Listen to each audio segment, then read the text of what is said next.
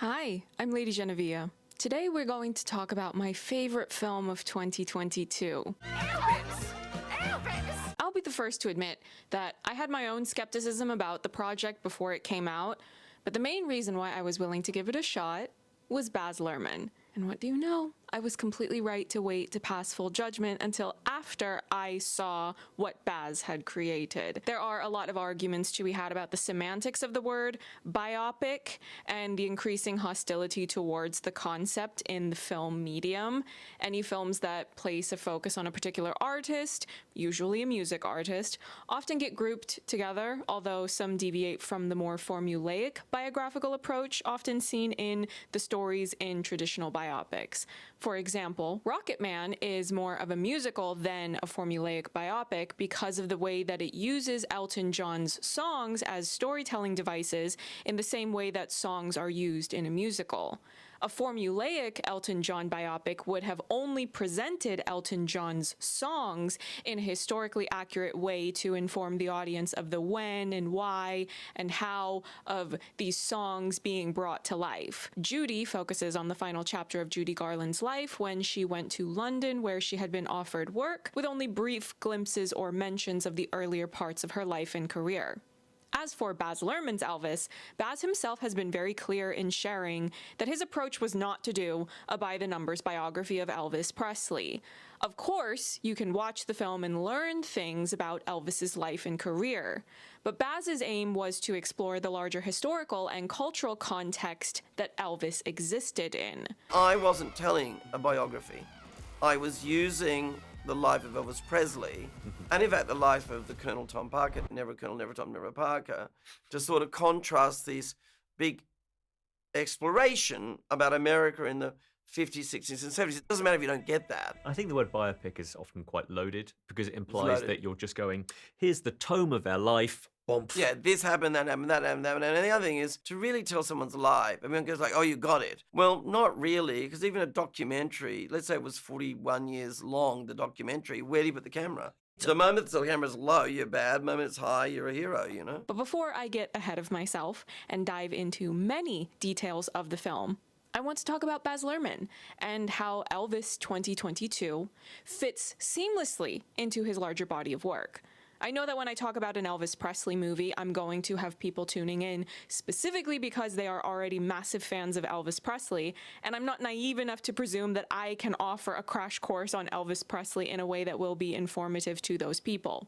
But what I hope I can do is bridge the gap so that the super fans of Elvis Presley will gain a deeper appreciation for Baz Luhrmann and understand why he was the perfect artist to bring Elvis's story to the big screen, and do it well enough to have earned rave reviews from Elvis's family members.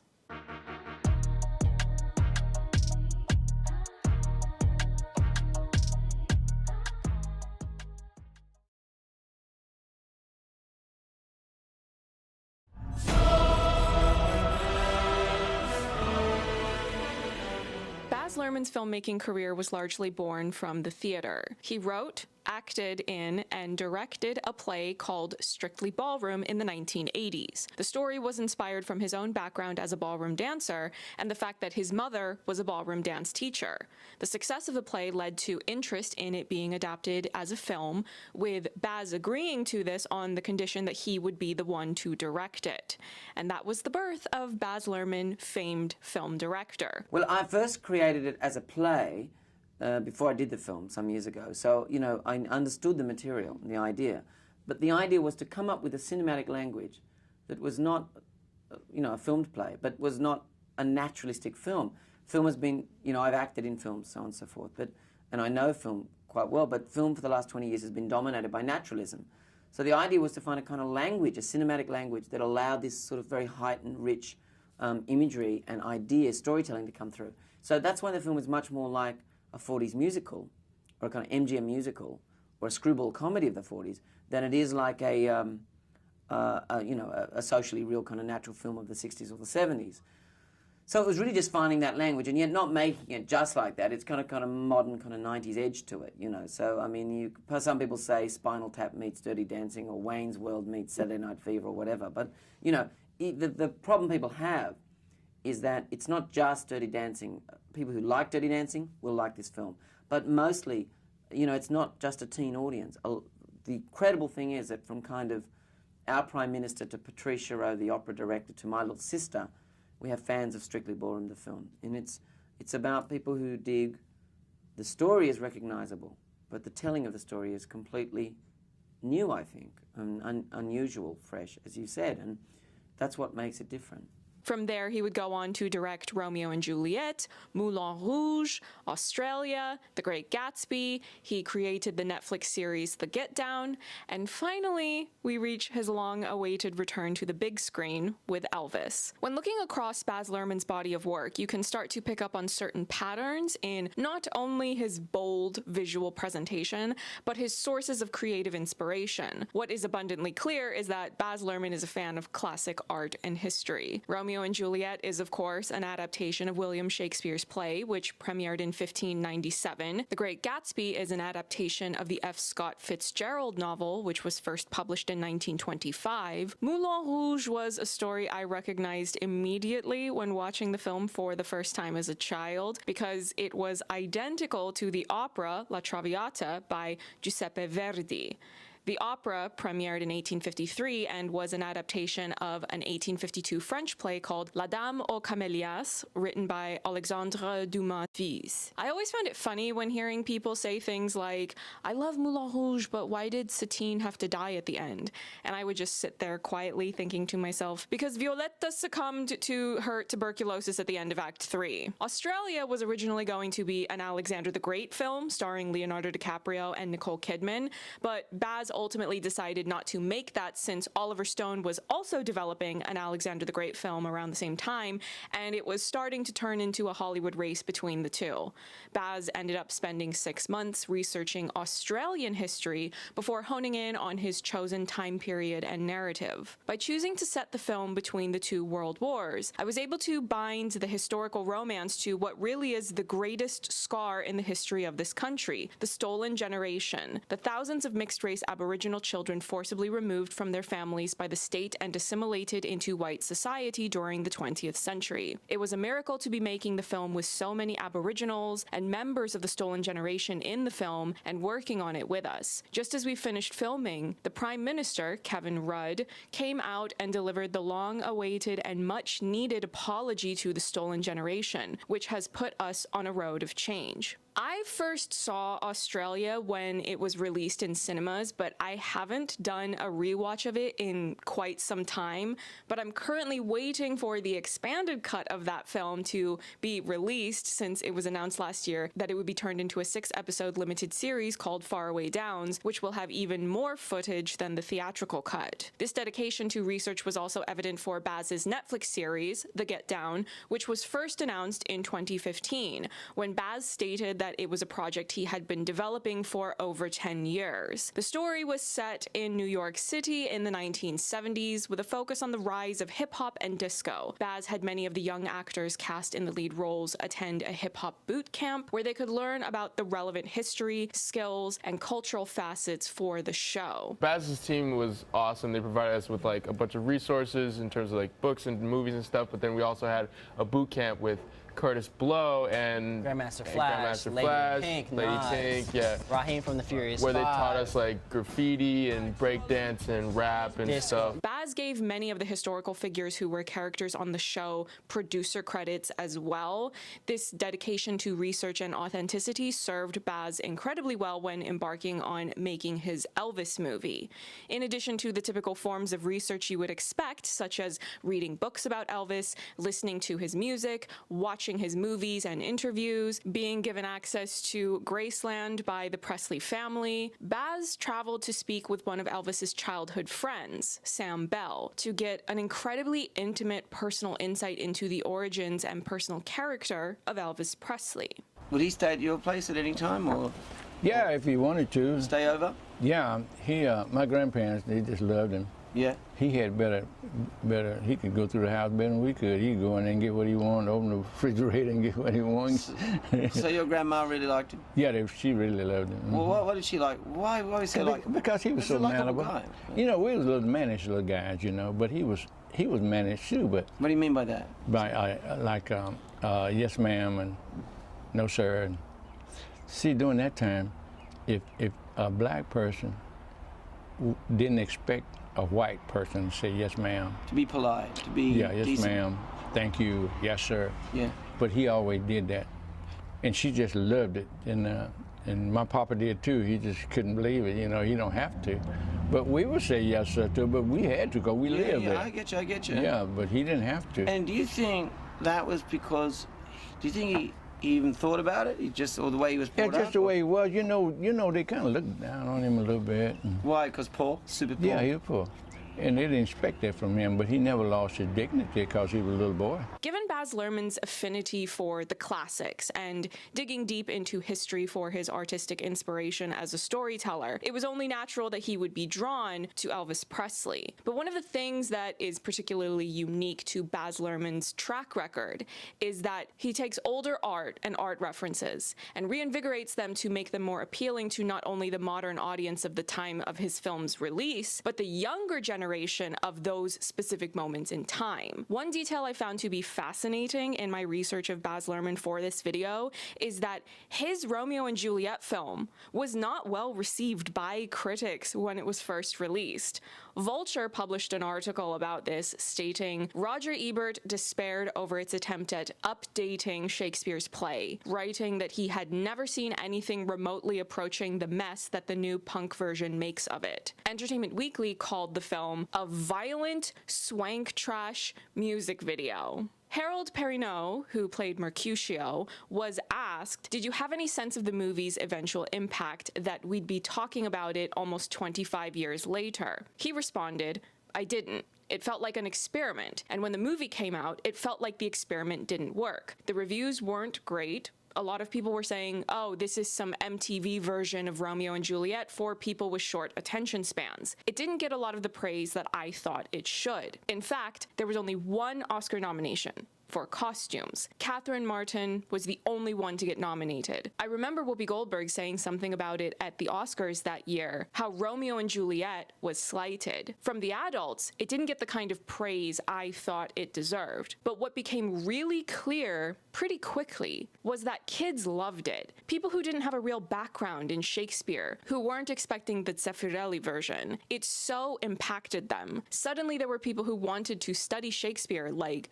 what is this? And so that was really clear. But they weren't writing reviews. It was just kids in class. Teachers would take their classes to see it, and as the years went on, that's what kept building and building into something that feels more iconic now than it did at the time. At the time, we were like, well, we tried. Let's keep rolling. Finding out that the initial response was negative was quite the shock, because I personally have never known Baz Luhrmann's Romeo and Juliet to be anything other than a classic. Romeo and Juliet is my favorite Shakespeare play. I've talked about this before, and I grew up watching the Zeffirelli version, the Baz Luhrmann version, and West Side Story, 1961. These three films were doing different things, but I loved all of them in their own right. Now, with the release of Baz Luhrmann's Elvis, I am seeing a similar split where there's a particular type of adult, people who like the more esoteric award show bait types of films, and they are speaking ill of this film, of Baz Luhrmann's bombastic visual style, of Austin Butler's voice, or of Tom Hanks doing what he was hired to do, which is act as the villain of this story.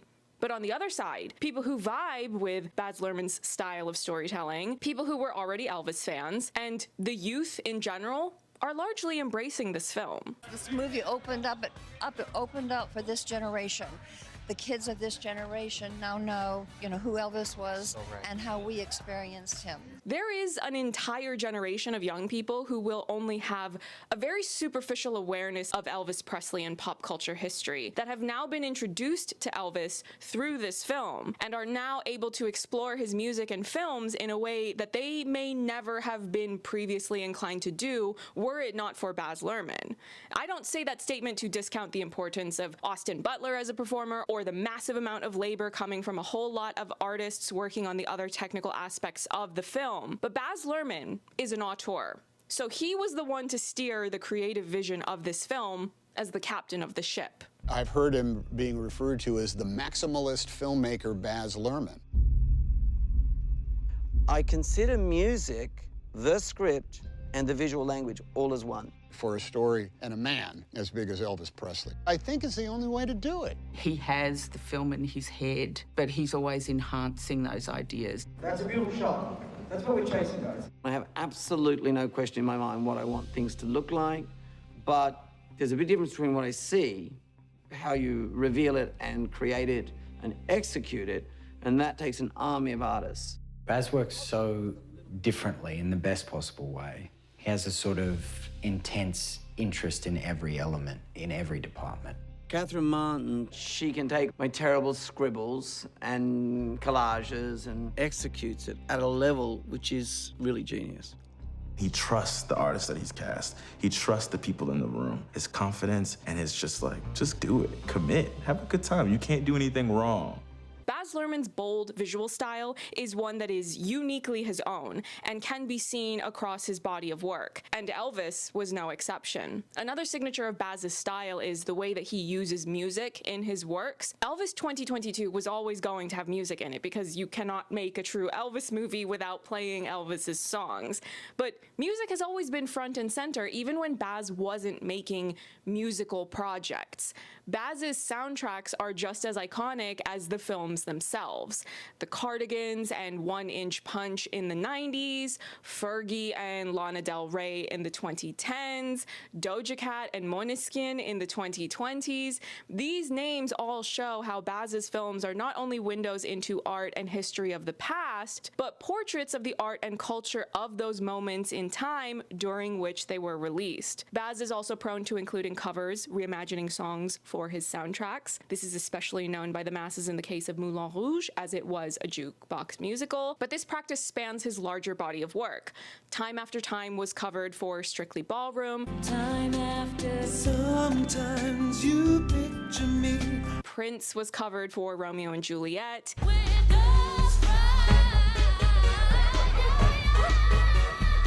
Amy Winehouse was covered for The Great Gatsby. I love blowing you, Where did the money come from? Baz's deep involvement with the musical aspect of his films was one of many reasons why he was the perfect filmmaker to tackle the monumental challenge of doing an Elvis Presley movie well. Though I will elaborate on some of the specific examples that come to mind later in this video when I go through the film. But of course, another one of Baz's signatures is the tragic ending. It's not so much that he chooses to make the ending sad when it doesn't need to be. Stories like Romeo and Juliet, La Traviata, and The Great Gatsby already had the tragic demise of their lead characters long before Baz Luhrmann came along and decided to adapt them into feature films. It's only natural that the films would end with those major character deaths, and it's only natural for a moviegoer to know that an Elvis film will have Elvis dying somewhere near the end of the runtime. But all of the things that make Baz so distinct as a filmmaker, things that I've already mentioned, like his bold visual style, the music, the dancing, these things make the viewing experience joyful. Personally, I associate a lot of awards show bait stories with emotionally battering the viewers. I'm not saying that every awards show darling is like that, but a lot of them do seem to lean in that direction. Now, I don't mind a tragic ending. I do understand and appreciate that the tragedy is something very classic in the storytelling medium, long before filmmaking technology was invented. But not every tragic ending in a film can be delivered in a way that doesn't come across like an emotional battering ram, as in something so sad and tragic that it would make me never want to watch that film again. However, Baz Luhrmann is someone who has consistently achieved that balance throughout his career, which is why I have such an easy time going back and rewatching his films, even though I know I'm probably going to cry at the end. Again. Now that I've gone through some of the recurring patterns of Baz Luhrmann's filmography, I want to go through some of the details of the film itself. Many Hollywood films follow a traditional 3-act structure of introduction, rising action towards a climax, and then falling action to a resolution. However, one of the things I noticed pretty quickly on my first couple of watches of Baz Luhrmann's Elvis was how in many ways it felt like a 3-act play, with each one presenting distinct eras of Elvis Presley, though I prefer to start Act 2 with him meeting Priscilla for the first time, since I think it fits better as a starting point to the transition into the big Hollywood montage. But enough of that explanation. Let's just get on with Act 1. I was born standing up and talking back. The film opens with an introduction to Colonel Tom Parker, his grotesque idolization of America, complete with a wall glorifying war criminals, and only a glimpse of Las Vegas and Elvis himself. Although I was initially resistant to this perspective, because Tom Parker is in no uncertain terms the villain of this story, and the movie made me love Elvis and want to know even more about him, this opening is exactly in sync with how Baz tends to tell his stories. Romeo and Juliet opens with a movie trailer for the movie that's about to be shown.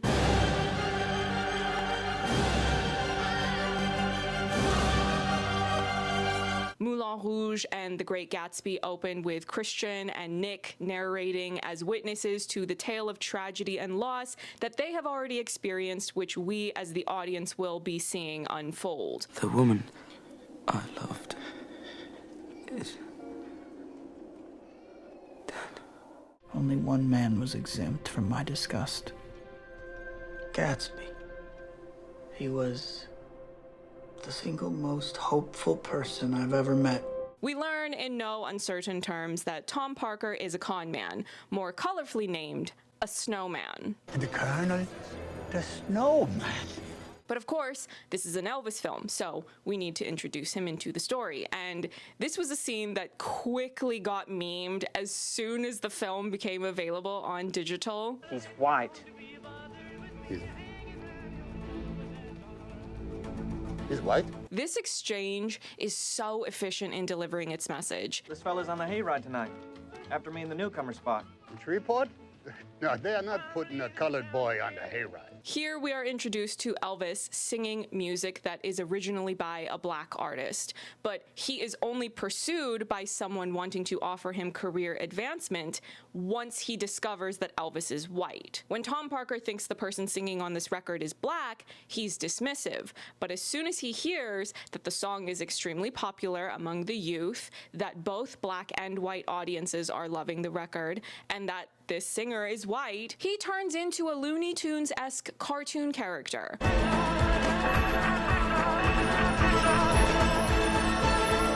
He's white. If Baz Luhrmann had been any less subtle, there would have been dollar signs popping out of his eyeballs like a bird emerging from a cuckoo clock. It's a very important distinction to make because it shows in no uncertain terms that an equally talented black singer would not have been gifted those same opportunities. And this is precisely what Baz Luhrmann set out to do. He is telling you about Elvis Presley, but he is also telling you about 1950s America. Even Elvis's childhood friend, Sam Bell, talked about how the one time that Elvis could not be around Sam and the other black children in their friendship group was when it was time to go to school. Yeah. There wasn't a whole lot of like, well, you're a white kid. What no, it wasn't. It wasn't that in the neighborhood. No, only time you could tell the difference was school time. Yeah. When he had to go to one school, we had to go to another. As soon as school's out, nothing. Right there together. Brown versus Board of Education didn't have its ruling until 1954, which was the same year that Elvis really started to get his music career going by recording a cover of That's All Right with Sam Phillips's Sun Records. The song started to get traction on the local radio, and he would eventually make his big debut on the Louisiana Hayride radio show, which is shown in the film.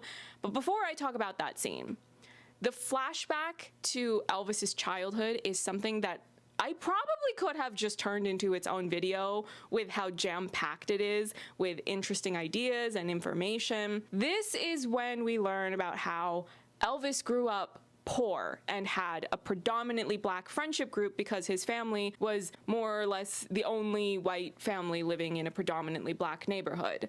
This is in the time of segregation on a legislative level. We see him be introduced to and fall in love with music by peeking in on a club where Big Boy Crudup is playing That's All Right, and a couple are sensually dancing.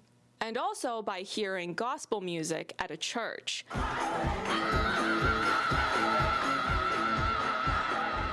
I loved the juxtaposition of this because you can see him forming this relationship to music where it is something seductive and something spiritual. He's being exposed at the same time to the sacred and the profane, the blues, and also to Pentecostal music, spiritual music. And this is mixed with his love of country music. If you showed any inclination about getting religion, they thought that boy got to religion. That's what they thought. Because anybody in their right mind wouldn't get up there and play like that. Right. He wasn't playing. Yeah, so they was happy. One detail that has to be appreciated in this flashback sequence, it's a small one, but I enjoy it nonetheless, is the use of the word fools, because that was an incredibly personal detail that Baz learned from Sam Bell. All of us was called each other fool. Fool, F-O-O-L. A fool. Like you're a fool. Yeah. There's always a word, some generations. Yeah, he said, what's wrong with that fool? Yeah. You know, go get that fool. Okay, Come on, fool. Come on, fool. Yeah. Would you call EP fool? Yeah. EP call you guys fool? Yeah. Hey, fool!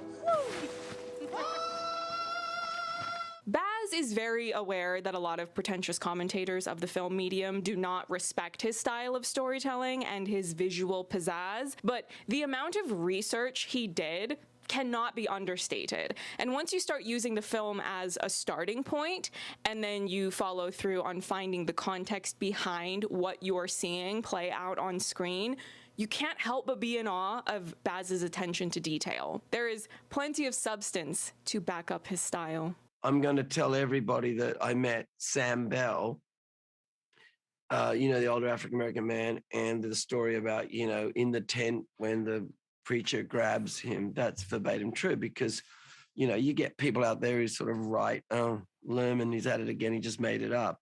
But, so I'd like to, correct the record. Hey, fool, come back! No, he's with the spirit. One of the guys said, hey, man, said, go get that fool.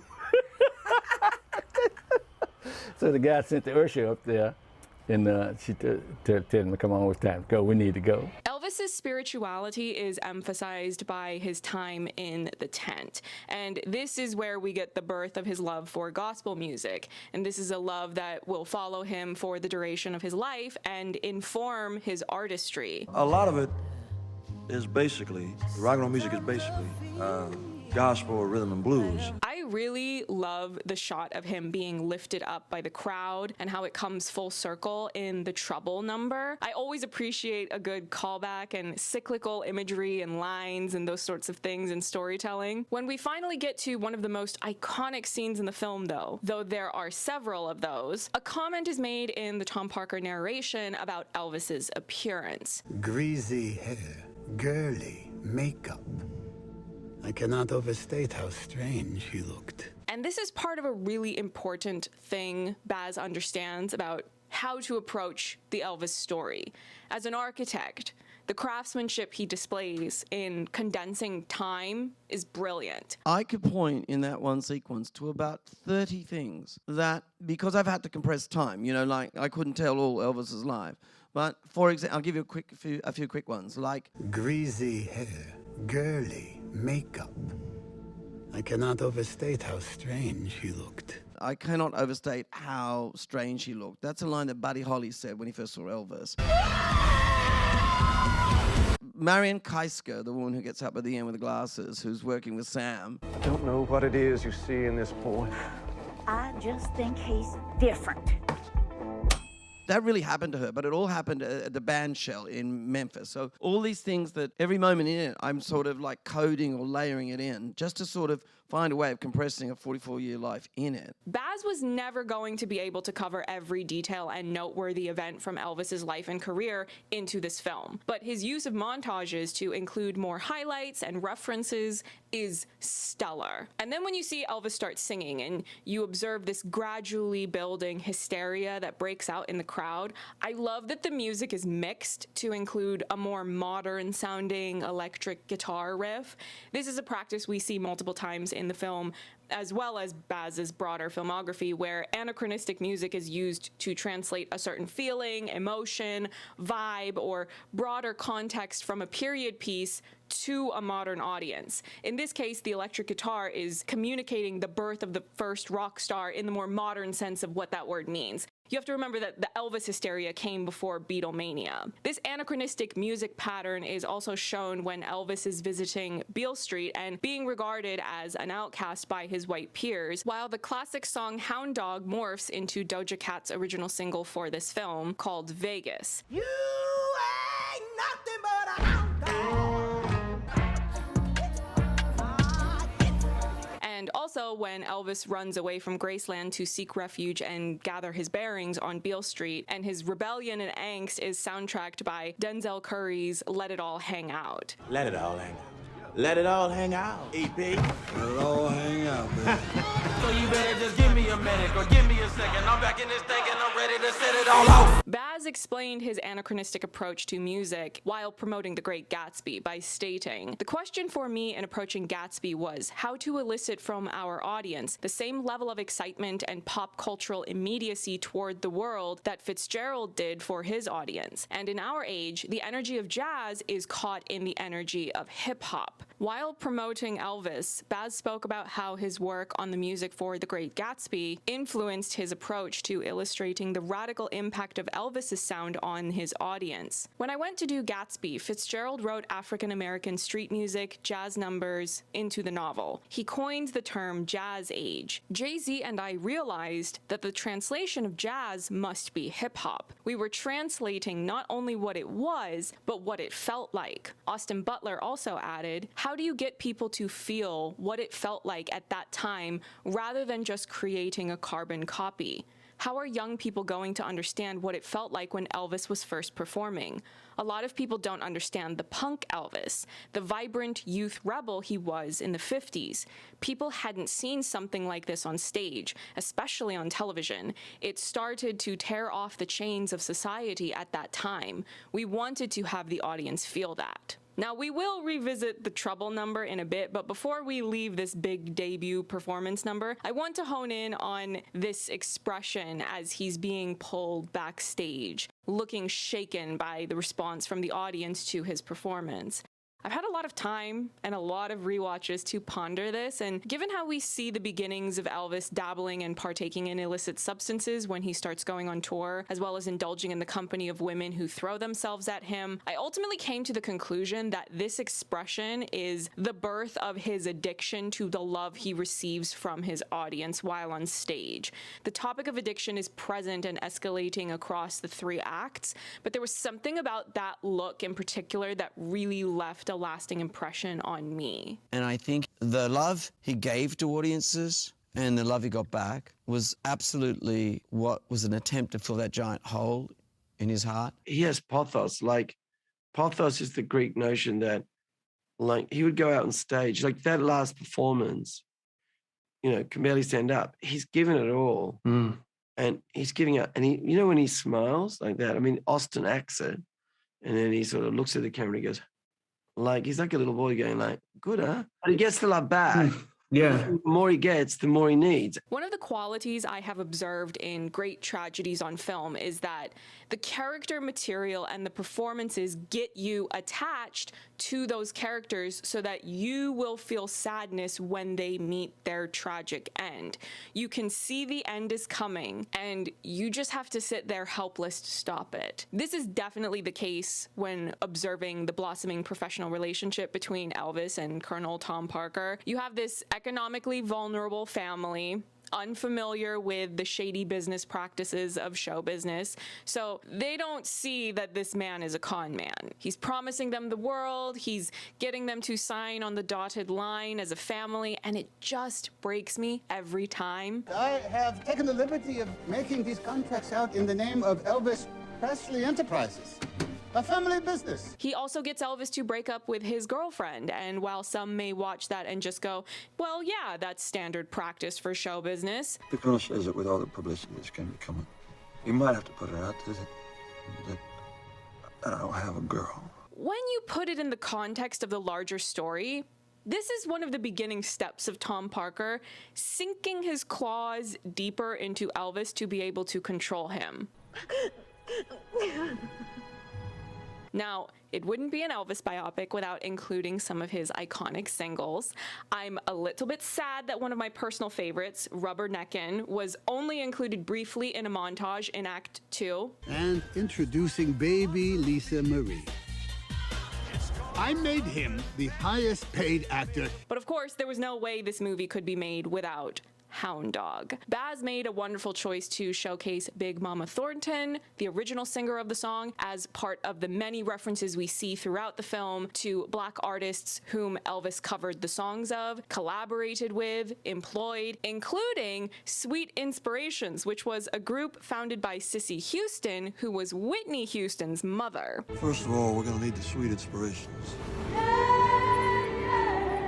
But Hound Dog becomes a focal point in the story because we really get to start unpacking how disruptive Elvis was to the social norms of the 1950s. The white adults of that time period hated Elvis. It was the youth who embraced him.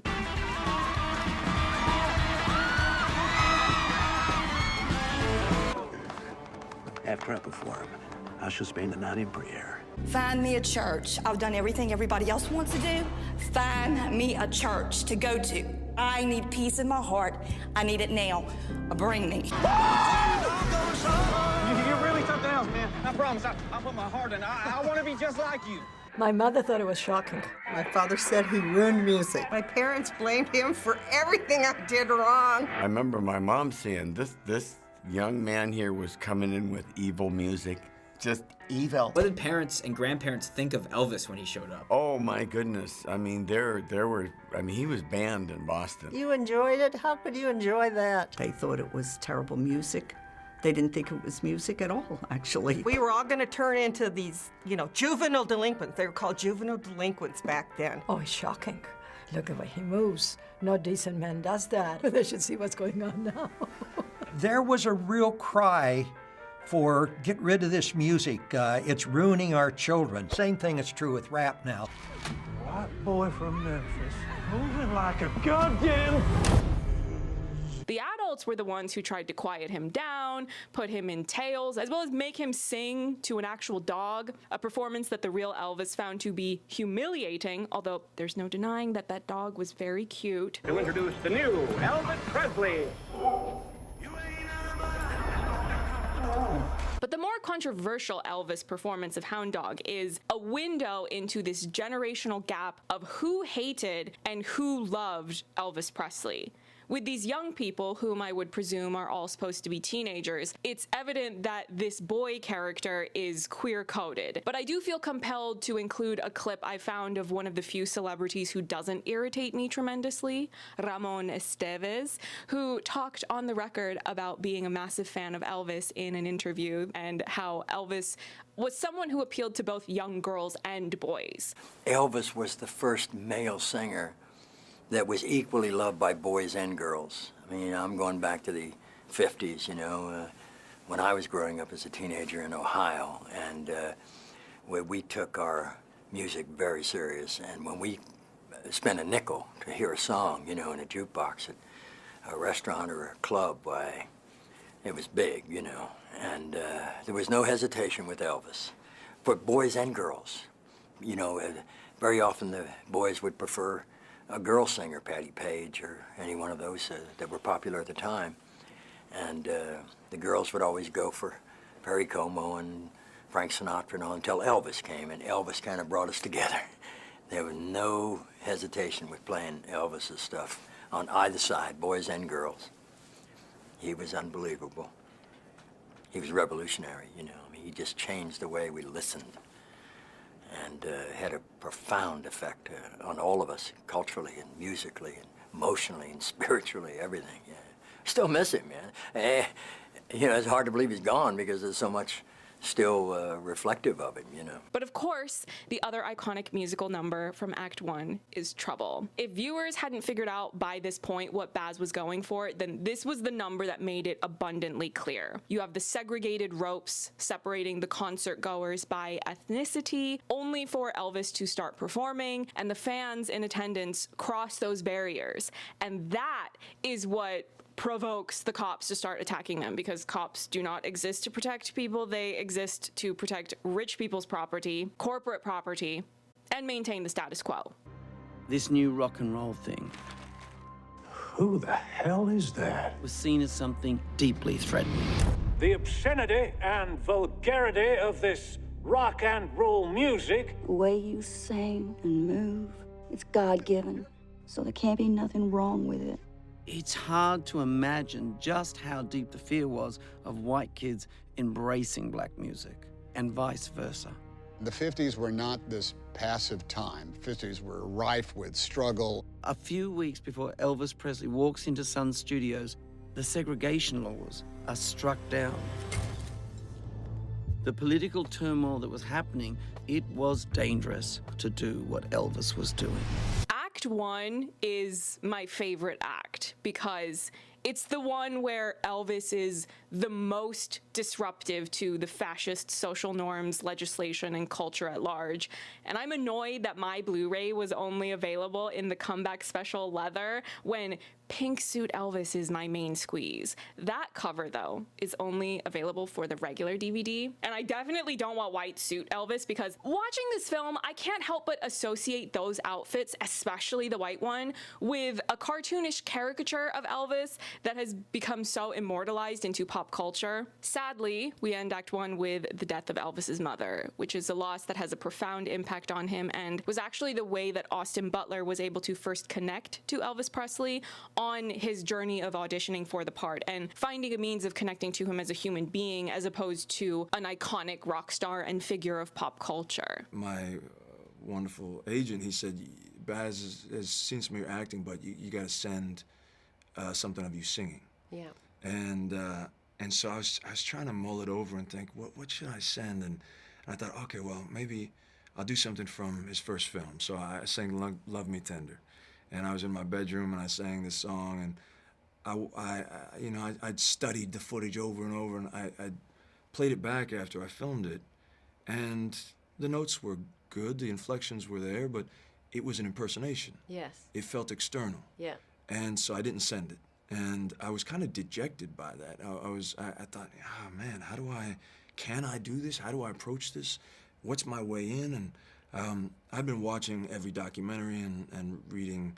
At that point, it was still the beginning process, so I was working my way through the books about his life. And there was this one detail, the fact that it hit me like a freight train. The fact that his mom died when he was 23, and that she was his best friend. Because that was exactly my experience. My mom was my best friend, and she passed away when I was 23. Oh, gosh. And that was one of those details that is, it just gives you chills, because you go, it's identical. Yeah. And it's something I never knew about Elvis. And so I could connect. That was probably the very first key into his humanity. And so I'd heard that information, and for whatever reason, I had this dream a couple nights after the Love Me Tender tape that I had this dream that my mom was alive but dying again. And I woke up in a cold sweat, and I just felt sick, and I felt so heartbroken again. And I thought either it's going to be an awful day, or I can try to do something with this. And at this point, Elvis was the only thing that was on my mind. And so I thought, well, what would he do? And he put his emotion into song. And I didn't know what song to sing, and I didn't really feel like taping something, but I thought, this is the most truthful emotion I've ever experienced, so why don't I sit down and do something with it? So I sat down at the piano, and I just set up a camera. I was in a bathrobe, and I'd just woken up, my hair's a mess, and I sat down, and I started fiddling on the piano, and I started singing Unchained Melody. But rather than how I'd always sung it, which was to a romantic partner, I sang it to my mom. And all that very raw emotion was in the song. And I just filmed it one time, and I got up and I turned the camera off and I sent that, and I said, send that to Baz. I just thought, just do it. Because for me, it was a revelation in how, I didn't know if that's how, at that point we hadn't spoken, so I didn't know what film he was even wanting to make. Yeah. But to me, I thought that is the foundation on which I want to build everything else, which is who is he at the most core level of his humanity. And so yeah, that was the tape. And then I flew to New York, and Baz and I we talked for 3 hours about Elvis and love and heartbreak and everything, and we just really, I say this a lot, but there's nobody that I admire more, and you know, Baz, I just love him to death, and we had the best time getting to do this for 2 years. You know? Oh, yes, we did. Yeah. It's shocking to see that slow motion sequence of Elvis and his father being photographed by the press, and you can imagine the look of disgust on my face when I discovered the real life photos that inspired this scene in the film. I remember seeing an interview clip during my many hours of research to talk about this film where Baz Luhrmann was talking about how he was observing that a lot of young people today seemed to understand the tragedy of Elvis's fame that was playing out in the film really well, because now with the uprise of social media, more or less anyone can potentially be thrust into the spotlight very quickly and have to deal with the invasion of privacy, of people feeling entitled to information about you, feeling entitled to access you on their terms for longer durations than you want to be made accessible. I have learned that, which I never expected, is that young people are reacting to the film because of the perils of fame, because of the whole, because they understand the idea that you can get your camera and do something, and you're going to have millions of followers overnight, you know, and be famous overnight. And they're looking at the movie going like, okay, I see you going up, but what happens coming down? You know, so there's that. In the lead up to this sequence, we see how Tom Parker is the one who coaxes Elvis into going outside to be photographed by the press, when any reasonable person would have found the idea of parading yourself in front of the media when you are struggling to cope with the most profound trauma and loss of your entire life to be a terrible thing that you should not have to do. But again, this all goes back to that escalating control over Elvis. No matter what happens, you stay with me through thick and thin, okay? You're like a good father to me. With Act 1 being my favorite, it was very hard to trim down my thoughts and cut back on the many details that I like to focus on. So I will try to only hone in on a few points that I would like to cover and express appreciation for Acts 2 and 3.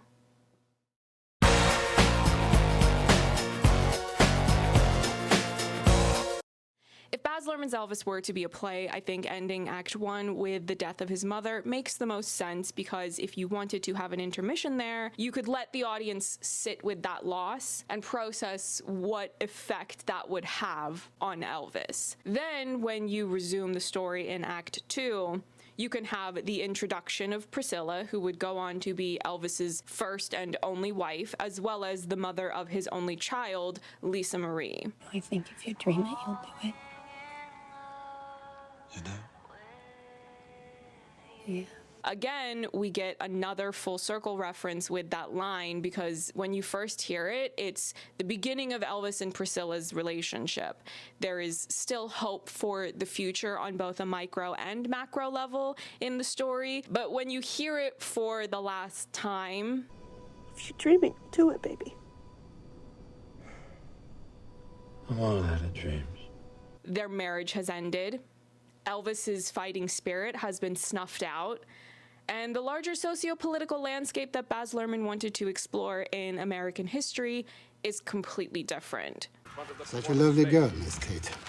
What has happened to law and order in this country? Hippies and radicalism, threatening, killing popular entertainers? If this is an exploration of America in the 50s and the 60s and the 70s, the 50s is so rebellious and so full of energy, youthful energy. By the time we get to the 70s, the American dream is unraveling. The American innocence is finally falling away.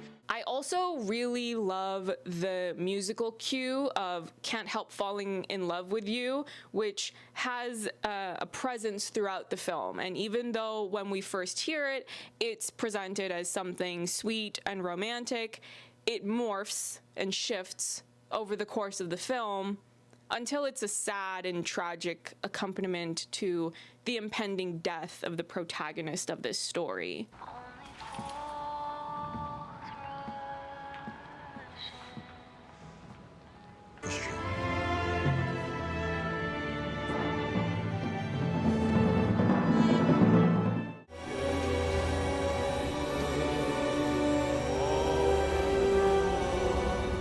I love the Hollywood montage to give this glimpse of Elvis's film career. I haven't seen a lot of Elvis's films myself, but this film did make me curious to try to watch some of them this year. That's probably going to get added to the list of fun stuff I've been meaning to get to but have not yet. Right next to all of Frankie and Annette's movies. I also really want to watch those. But of course, this was the iconic musical mix where we got not only Elvis's songs, but an integration of the production tracks of Britney Spears' Toxic and the Backstreet Boys' Everybody. Bright light said it gonna set my soul, gonna set my soul on But Elvis was a young man, and this is, again, Baz doing his thing of using slightly more current music to translate the context of something from further back in the past to the modern audience watching the film. When you mix Toxic in with, I mean,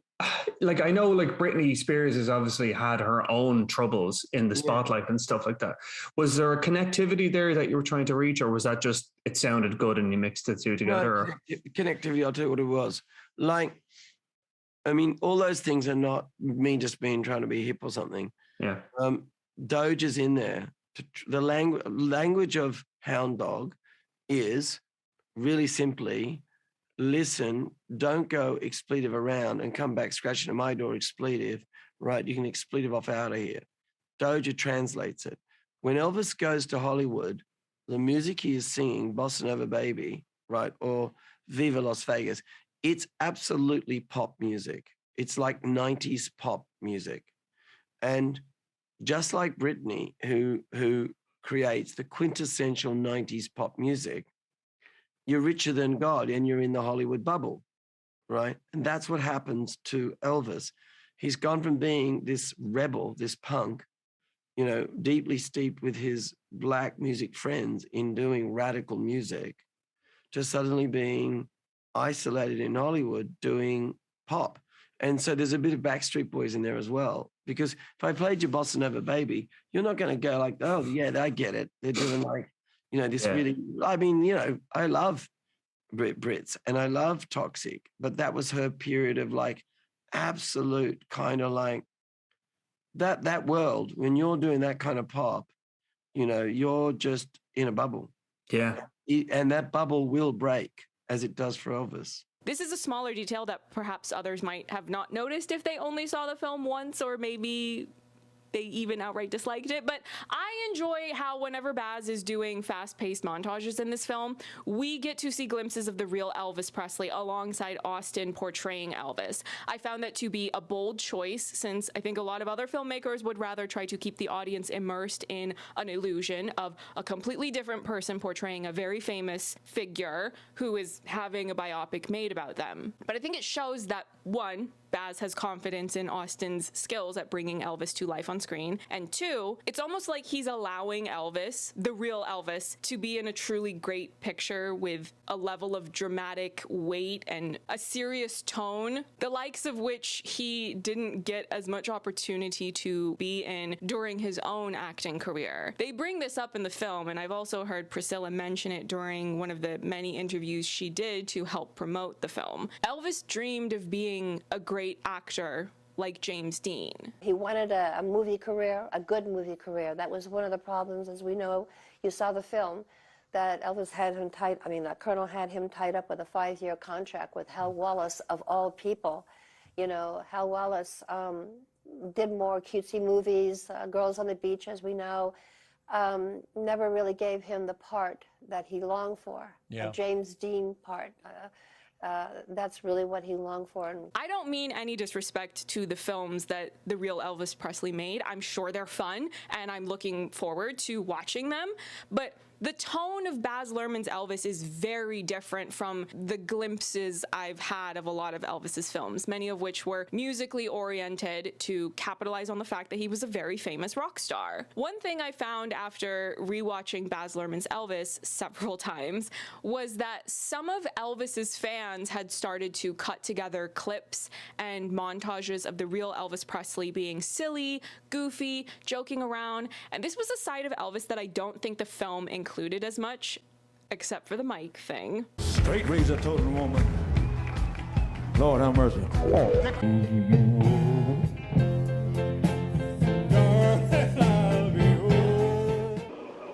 Oh, well, hey.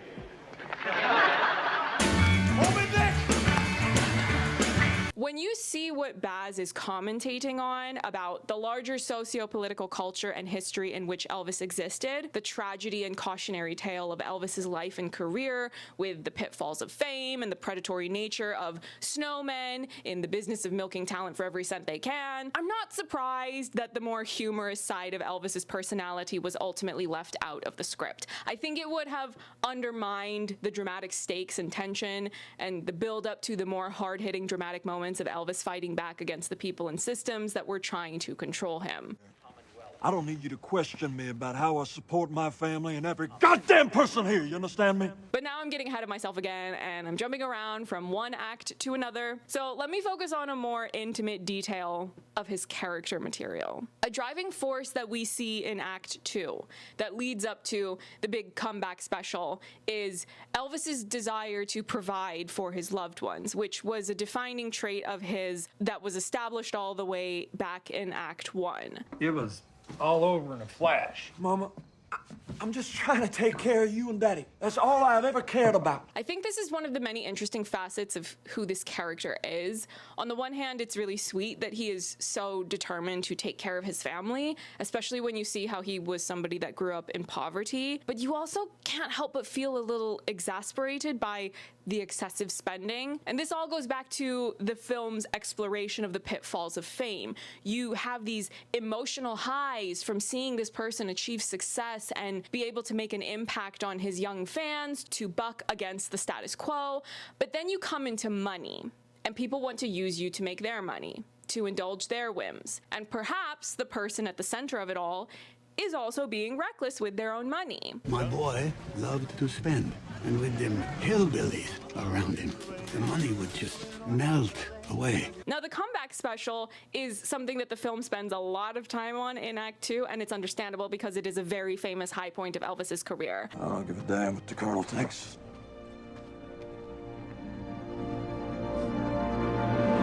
I love the rebellion of this, and that we see him doing his art his way, that he's reasserting his artistic identity and his love of gospel music, and that these corporate bigwigs and the dirty capitalist that is managing him, they're all salty about it. Yeah, I see you're mad. You're throwing your tantrums. You can stay mad. The looks in the entire film are incredible, and even though I've said before, and I meant it, the pink suit Elvis is still my favorite, I love listening to costume designer Catherine Martin, who is also Baz's wife, talk about the multifaceted approach to the leather of the comeback special. And also there were practical considerations. So we needed different pants for each particular movement style. So when he was throwing himself on the ground, the pants needed to be altered because we needed to fit knee pads under the pants. When he was sitting down, I hate it when you can see people's socks and the top of the boots. So we made the pants longer for sitting down, butt-hugging pants for when we see him from the back, walking down the corridor. We also wanted pristine pants for when he's standing up. Similarly, with the jackets, the jacket ended up having all these pieces of elastic that rigged it to the pants. In reality, Elvis's jacket did ride up with wear. You did see the top of his boots, but I suppose we wanted ideal perfection to the moment because that's how people remember it. If I Can Dream is where I would end Act 2. Throughout Act 2, we see Elvis being deeply affected by the deaths of people like Martin Luther King Jr., Bobby Kennedy, as well as his guilt over not accepting Sister Rosetta Tharpe's invitation. Performing If I Can Dream is a natural outcome to the compounding of the emotions evoked by those experiences. But I must confess that I had some mixed feelings about this number because on the one hand, I can fully acknowledge that within the time period, the history, and given the enormity of Elvis's fame and the attention always on him, but especially for this comeback special, it was considered a big deal for him to do this song, to sing it, and that people who watched him perform it were incredibly moved by it. But being that the celebrities I admire are the ones who are far more aggressive in their political statements and activism, I can't help but view this song and performance as more tragic than it was probably intended when it happened in real life, as well as when it was created specifically to play in this film. I watch it, and I can't help but lament that there wasn't an even bigger action taken, because I personally like when people are more blatant and aggressive in their activism. One example of the type of thing I love is Muhammad Ali refusing to be drafted, taking a massive career hit because of that, losing millions of dollars of income, and he was almost convicted and almost sent to jail for that. You never get to see in the movie that Elvis Presley and Muhammad Ali became friends in real life, but me discovering that there are multiple clips of Muhammad Ali praising Elvis did a lot to win me over, because I have a deep respect for him for his aggressive opposition of the military-industrial complex. Immediately thereafter, he walked into the teeth of a monumental decision. He was drafted, and then he refused induction on the grounds of his religious convictions on war. My conscience won't let me go my brother or some darker people or some poor, hungry people in the mud for big, powerful America. And them for what? They never called me.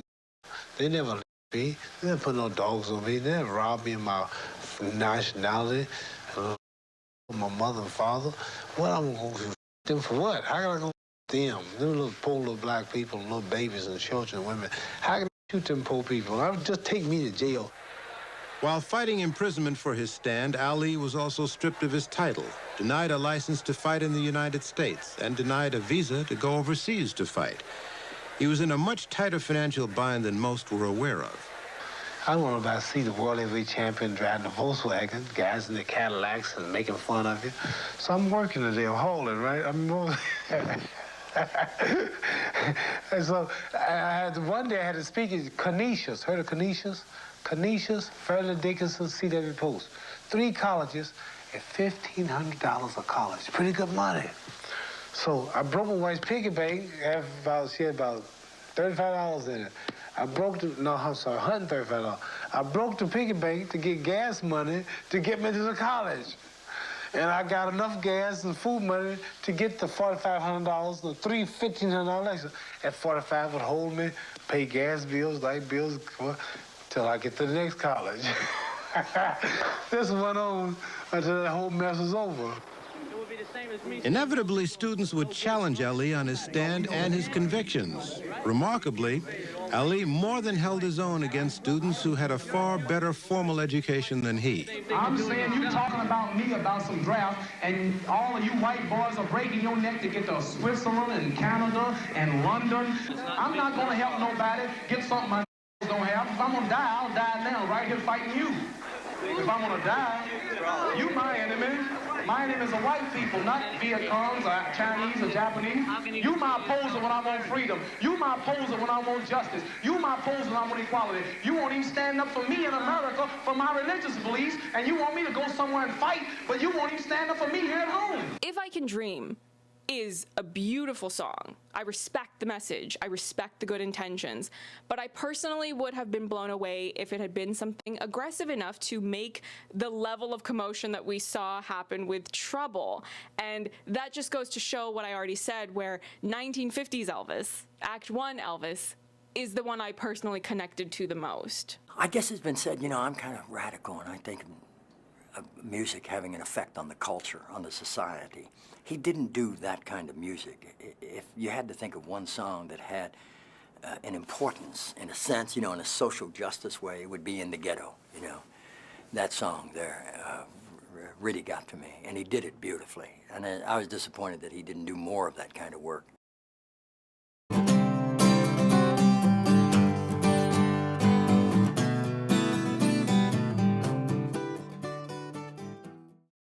It's challenging to watch the aftermath of the comeback special because you can see Elvis riding high off the success of the special. He's got his happy family unit and his extended family. He's making all these plans to do a world tour, but you already know that it's not going to end well. Regardless of there being highs and lows on his journey that's been presented thus far, the tragic ending is inevitable because everyone already knows that Elvis died young, and it's a Baz Luhrmann film. Tragic endings are what he does. I was shocked when I saw this press conference where he talked about how he had never been out of the country. It never occurred to me that the real Elvis never did tour globally.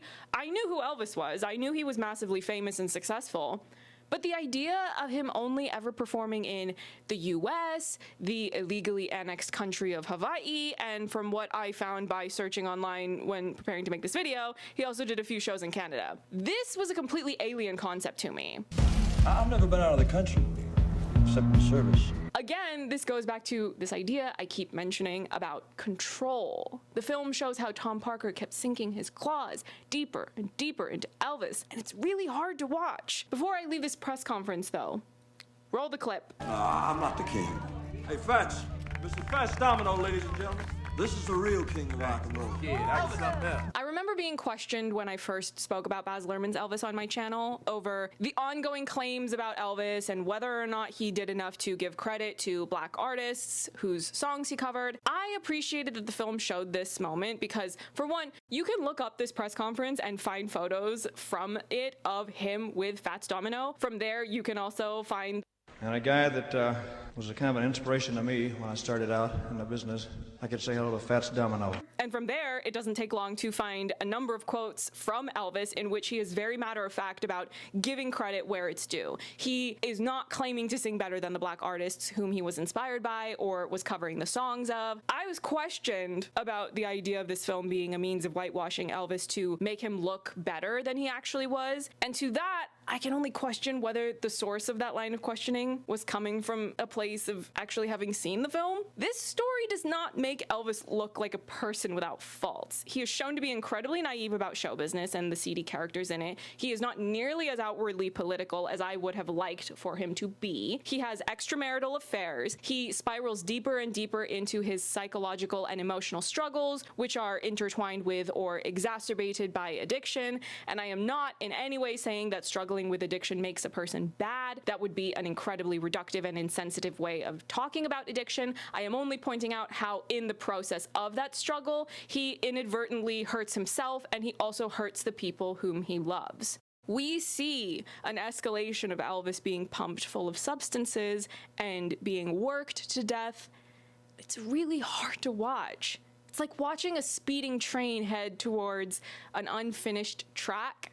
You know it's going to crash off the path, but there's nothing you can do to stop it. I'm in the best shape of my life. Best shape of your life. The only time you're happy is when you're on that stage. And in between that, you're a ghost. The only thing that matters is that that man gets up on that stage tonight. There's nothing more important that man gets on that stage, you know, than injecting with stuff. I mean, I've got a list of what Elvis was being injected with, right? And what his medications were. And it would kill a horse. We reached the onstage firing of Tom Parker, which I will admit I love to watch for the drama of it all.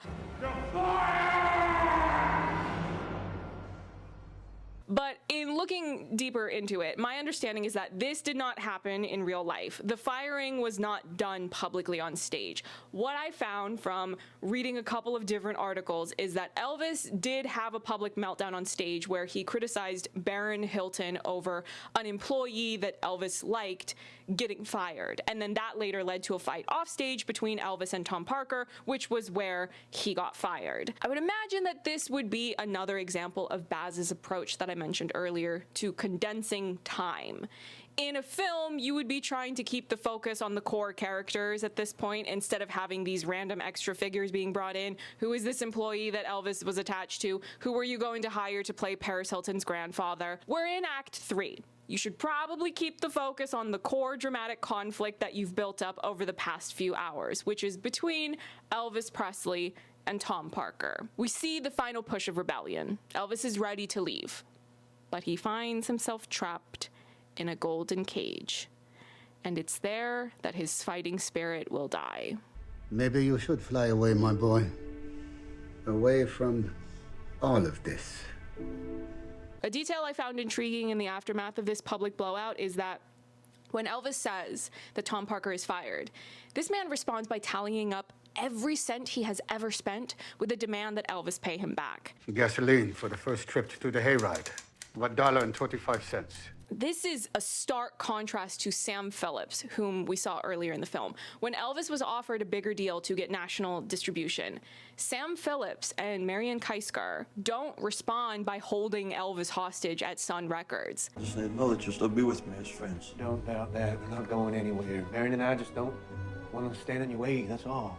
The world needs to hear you sing, Elvis. The key difference between them is the deeper character of who these people are. This difference is actually established at the very beginning of the film, before we've even gotten a proper introduction to Elvis. Sun Records, that's Sam Phillips' label. Oh, yeah, Phillips. He makes all those race records with the colored singers. Tom Parker is condescending in his tone about Sam Phillips and the fact that Sam does race records. Sam Phillips is a major historical figure in the music industry, not just because of the part he played in the rise of Elvis Presley, but because he was an advocate for racial equality and helped to break down racial barriers in the music industry. Meanwhile, Tom Parker says in the film that he doesn't know anything about music. Now, I don't know nothing about music. But it's emphasized time and time again that Tom Parker is about the money. Will you do the right thing because it's the right thing to do? Or will you do whatever it takes to make as much money as possible? To achieve truly great things, one must make truly great sacrifices. And equally important to ask is, which type of person will you align yourself with? And how do you even go about identifying the measure of a person's character so you can be sure that you truly know who you are aligning yourself with before it's too late? Act 3 has the return of this motif of flying that was introduced back in Act 1, and every time it's mentioned, it's more heartbreaking than the last.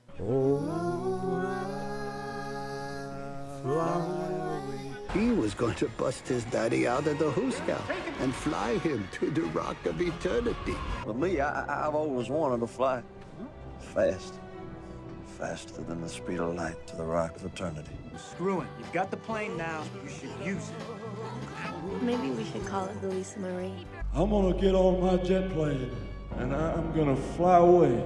That old bastard can sue if he wants, but I am flying away. Maybe you should fly away, my boy. Away from all of this. After the show, you can fly directly and be in a clinic before anyone knows. It's all been arranged. You know, there's a kind of bird that doesn't have any legs, so it can't land on nothing. It lives its whole life on the wing. When it gets tired, it just spreads its wings and sleeps on the wind. If it ever does land, even but one time, that's when it dies. What would be the favorite songs of the gang? We was like church songs. We didn't know anything. We just sang gospel from out of what we heard in church. Yeah, like we didn't have any artists. Yeah, he used to like "I Fly Away." How's that one go? You know, I fly away, oh glory. I like that. The film explores the concept of loving one's fans in a really interesting way. It's not painted out to be an objectively good or bad thing. You see from the beginning that a seed is planted of getting addicted to the love of an audience. And the more famous you get, the larger in scale that response is, particularly from a live audience. It's wonderful to be able to create music and art that moves people, and the give and take between an artist and their audience can be beautiful. And the film shows that. But when you are more addicted to that love from an audience, to the point that you value that more than the love of your most immediate family, there's clearly something off balance in your way of thinking or your psyche or your spirit. I knew Michael Jackson, right? And I worked with Prince twice. I knew him probably better. Michael a little bit. You know, Michael would ring me up now and then. But that all Elvis and Michael, and I put them all in the same category. They all said, oh, we're totally against drugs. But all of them were on heavy-ass medications when they were not on stage because they were numbing themselves. Going from Act 1, where the establishment hated Elvis, to Act 3, where Elvis's death is responded to by a US president speaking about how great Elvis was, is a bit jarring because it goes to show how Elvis didn't necessarily maintain the momentum of rebellion that he had in his youth. Now, to be clear, a lot of people don't. There's a certain stamina for revolution that the youth tend to have more of than older people, on average. Huey Newton even said a quote that was something to that effect. But it also is a reminder that doing the most important things to fight against the system will be remembered fondly in history. Muhammad Ali had to suffer a lot of blowback for his anti-war actions, but that clip of him reading a warmongering bigot down is constantly going viral online. I see it on my feed very often, and it is a welcome sight every time. The final thing we see of Austin Butler's Elvis is him performing Unchained Melody. Now, by this point, every time I rewatch the film, I'm crying, possibly blubbering. But I have to say, the very first time I watched this film, when they cut away from Austin and we get the reveal of the real Elvis doing that very performance of Unchained Melody, oh, I was inconsolable. In a good way, but still inconsolable. It was the perfect final dramatic accent to the 2.5 hours already seen before that. And of course, the final imagery is of Elvis being cheered on by his adoring audience and Tom Parker dying alone. Baz Luhrmann is sometimes referred to as a maximalist director, and I love him for that. The visual spectacle his films offer make them considerably more accessible to a general audience outside of the bubbles of film school bros and film Twitter and all those other types of places online. But he's also very direct and matter-of-fact in making the points he wants to make. You can watch Baz Luhrmann's Elvis and very clearly see what he's trying to say about the pitfalls of fame, the pursuit of money at the expense of humanity, and as is often the case, the power of love. I've been thinking a lot about Baz Luhrmann and James Cameron since they made my two favorite films of 2022, and one of the multiple traits they have in common as storytellers is how incredibly romantic they are.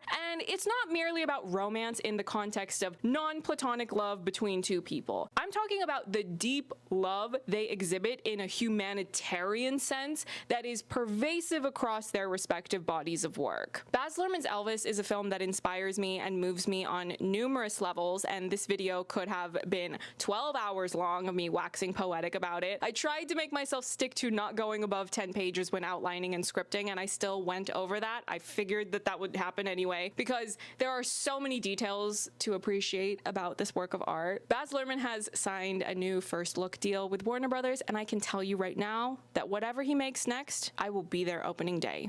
Thank you everyone for watching and for being patient while I was struggling offline to get this video made, finished, and published. And I want to give an extra thank you to all of my patrons for your support. And if you thought I had a lot to say about Elvis, ooh, just you wait until Avatar: The Way of Water finishes its theatrical run and becomes available on digital, so then I'll have the footage available to use when editing. I've got 2 years to share all of the topics that I've been writing down on my list that are specifically about different aspects of that film. I have a lot to say. We'll just leave it at that. Until next time, bye.